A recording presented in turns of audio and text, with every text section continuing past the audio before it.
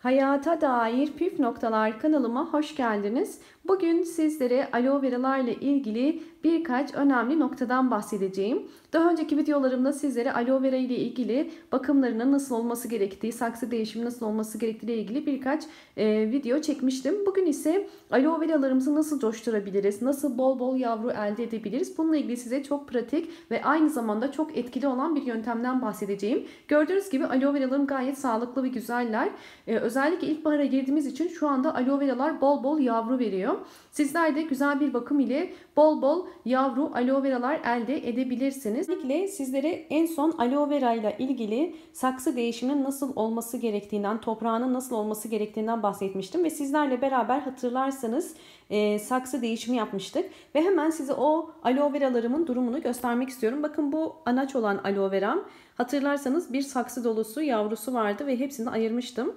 Ve şimdi sizlere bakın hemen göstermek istiyorum. Aradan 2 hafta bile geçmeden bakın görüyorsunuz hemen yavru vermeye başladı. Ve bu süreçte çok az suladım. Kesinlikle bakın görüyorsunuz toprağı çok kuru. Kesinlikle çok ıslak değil. Toprak bu şekilde kurumadan sulamıyorum zaten. O yüzden sizlere de tavsiyem aloe veralarınızı kesinlikle çok sulamayın. Yoksa kök çürümesi yapar. Bakın diğer bir aloe veram da bu. Hemen bunu da göstermek istiyorum. Bakın hemen yeni küçük bir bakın yavru verdi. Hatta şuradan da göstermek istiyorum. Bakın buradan da yeni yavrular çıkmaya başladı. Bu da özellikle aloe vera bakımında seçmiş olduğumuz toprağın ne kadar önemli olduğunu gösteriyor. O yüzden aloe vera toprağını birazdan sizlere nasıl zenginleştirebiliriz, nasıl verimli bir hale getirebiliriz bundan detaylı da göstereceğim sizlere. Bakın 1, 2 hemen şurada da bir tane 3 tane yavrusu oluşmaya başladı. Ve bakın şu aloe veramı da göstermek istiyorum. Yavrusu alttan bile yavru vermeye başladı.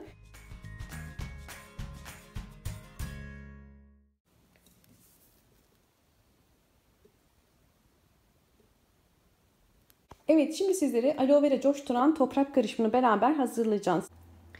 Yumurta kabuklarını bu şekilde bir şişenin içerisine biriktiriyorum ben. Sizler de günlük kullanmış olduğunuz yumurta kabuklarını çöpe atmak yerine içerisindeki zarı iyice yıkayıp şöyle göstermek istiyorum.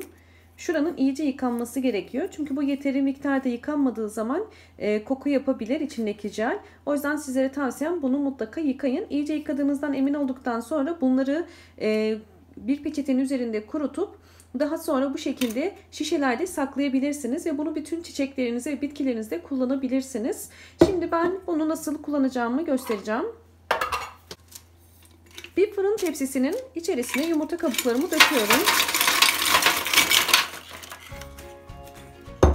Yumurta kabuklarını şimdi tek tek diziyorum.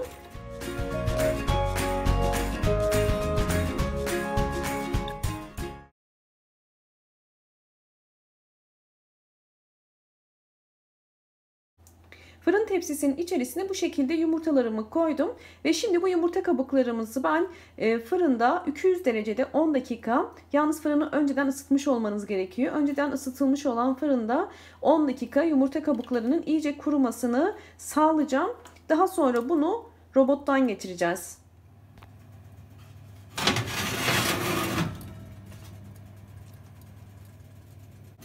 Yumurtaları 10 dakika fırında 200 derecede gördüğünüz gibi ısıttım ve şimdi soğumasını bekleyeceğim. Evet, yumurtalar soğudu. Bakın fırında yeterince kurudular. Şimdi bunu robottan geçirip toz haline getireceğim.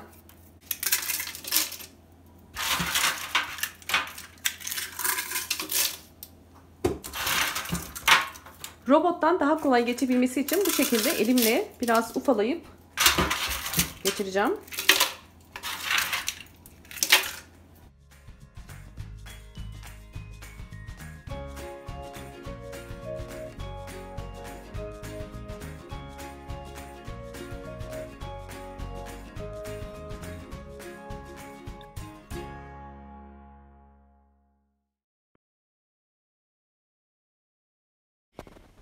Yumurta kabuklarını robottan geçirirken şu anda bu videomu izliyorsanız halen kanalıma abone olarak destek verebilirsiniz. Ve kanalımdaki yeni bildirimlerden haberdar olmak için hemen sağ köşedeki zil sesini de açık konuma getirerek yeni bildirimlerden haberdar olabilirsiniz. Evet, şimdi robotumuzda yeterince çektik ve şimdi son durumuna bakalım.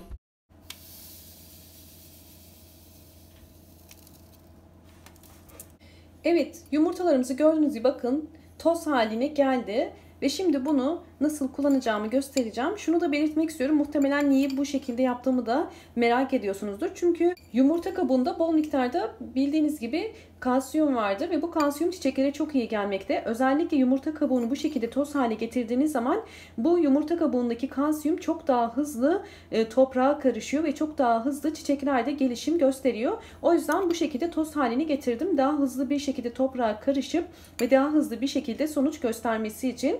Evet, bunu bu şekilde istediğiniz gibi kullanabilirsiniz. Şimdi sizlere aloe verayı coşturmak için nasıl bir toprak karışımı hazırlayacağımı göstereceğim.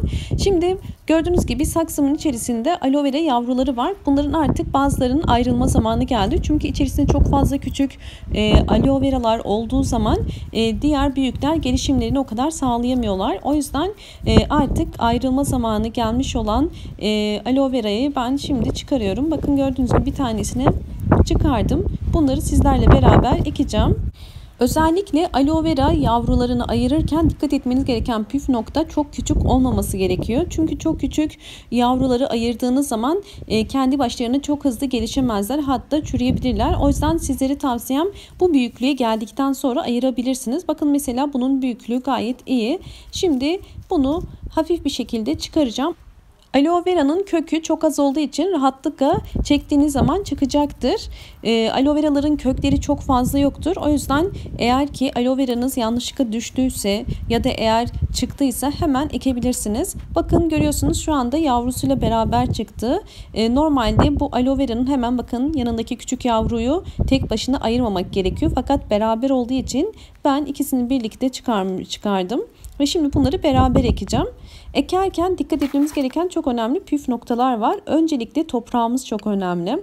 Bakın biraz önce hazırlamış olduğumuz yumurta karışımını birazdan toprağa karıştıracağız. Öncesinde size iyi bir aloe vera için, aloe veramızın hızlı bir şekilde gelişmesi için nasıl bir toprak kullanacağımızı gösteriyorum.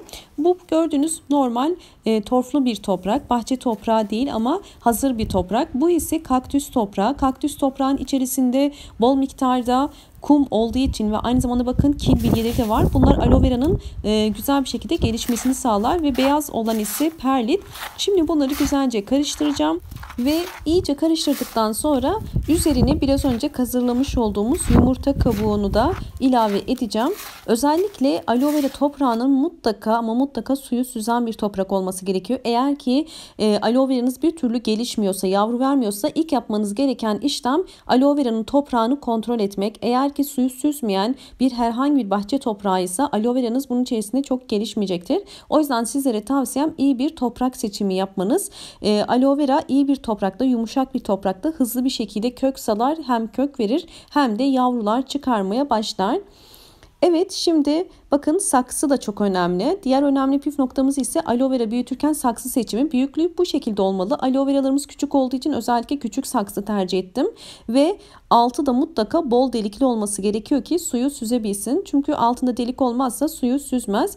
Her bir saksı için bir yemek kaşığı biraz önce hazırlamış olduğum yumurta kabuğu tozundan ilave edeceğim. Yani her bir saksı için bir yemek kaşığı yeterlidir. Daha fazla koymanıza gerek yoktur. Çünkü zaten bol miktarda kalsiyum var bir yemek kaşığı içerisinde ve bu şekilde 2 yemek kaşığı kadar koydum ve şimdi çok zengin ve güzel, aynı zamanda aloe veramızı coşturacak bir toprak karışımını elde etmiş olacağız. Bunu iyice karıştırıyorum.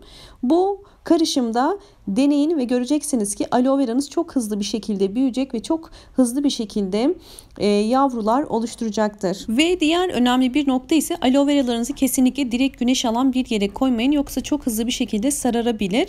O yüzden bu koşulları sağladığınız zaman eğer böyle bir toprak hazırlarsanız aloe veranızın geliştiğini göreceksinizdir. Şimdi toprağımızı saksımızın içerisine koyuyoruz. Ekerken dikkat etmemiz gereken bazı püf noktalar vardır. Bu püf noktalardan bir tanesi ise aloe vera'nın beyaz kısmının sadece toprağa gömülmesi gerekiyor. Bakın kökünü görüyorsunuz, gayet az ama küçük olmasına rağmen kökleri de iyi. O yüzden kökleri az olduğu için ekerken kesinlikle beyaz kısmının sadece toprağa girmesi gerekiyor. Bana attığınız bazı fotoğraflarda görüyorum ve aloe vera mesela yapraklarının yarısına kadar toprağın içinde olmuş oluyor. Böyle bir durumda hızlı bir şekilde gövdeye su gireceği için çürüme yapar. Bakın bu şekilde gördüğünüz gibi sadece en alt yeşil yaprakları üstte kalacak şekilde beyaz kısmından itibaren ektim. Bakın hemen bir parmağımla gösteriyorum. Bu kısmın kesinlikle toprağın içerisine gömülmemesi gerekiyor. Çünkü bu en sık yapılan hatalardan bir tanesi. O yüzden belirtmek istedim. Şimdi ikinci saksımıza da toprağımı koyuyorum ve yine aloe veramızı ekeceğiz. Evet, bu saksımda gördüğünüz gibi yine çok fazla küçük aloe veralar var. Eğer sizlerde de saksınız bu kadar doluysa biraz daha büyümüş olanları ayırmanız gerekiyor ki küçük olanlar gelişimlerini daha hızlı bir şekilde yapabilsinler. Şimdi bakın yine kökünden hafifçe çekerek koparıyorum. Bakın gördüğünüz gibi gayet güzel bir kökü var. Normalde bu kadar küçük bir aloe vera'da bu kadar kök olmaz. Bu gayet güzel, tek başına artık bir saksıda büyüyebileceğini gösteriyor. Bunların daha sonra sizlere büyüm aşamalarında tekrar göstereceğim. Şimdi bunu saksımıza ekeceğim.